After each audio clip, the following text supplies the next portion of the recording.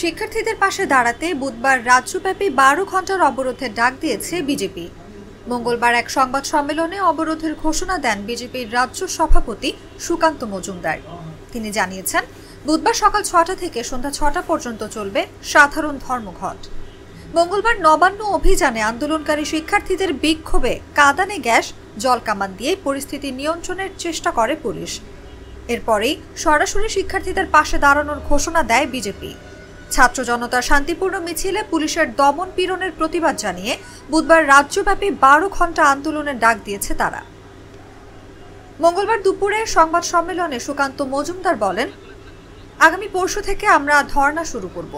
এছাড়াও ছাত্র সমাজকে সব রকম আইনি ও মেডিকেল সাহায্য দেওয়ার জন্য আজ থেকে পুনরায় হেল্পলাইন নম্বর চালু করছি আমরা।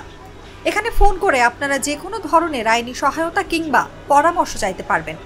আসুন, আগামী ৩০শে আগস্ট আমাদের মহিলা মোর্চার ডাকে সব নারী, সব মানুষ পথে নামুন। এই আন্দোলন বিজেপির নয়, এটা সমাজের আন্দোলন।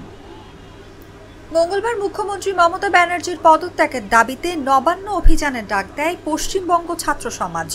রাজ্য পুলিশের কাছে খবর ছিল, এই নবান্ন অভিযানের সামনে মহিলা এবং ছাত্রদের রেখে পেছন থেকে অশান্তি ছড়ানোর চেষ্টা করা হতে পারে।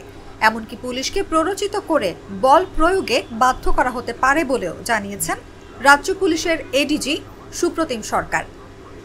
এরপরে শহর জুড়ে কড়া নিরাপত্তা জারি করে পুলিশ।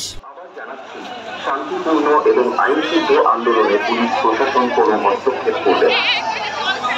যারা মিছিলে অংশ নিচ্ছেন তাদের পুলিশ প্রশাসনের তরফে জানানো হচ্ছে, গুড লাক পেনের সফট অয়েল বেসড ইঙ্ক দেয় নিখুঁত লেখার আত্মবিশ্বাস। Good luck pen, make your lakh.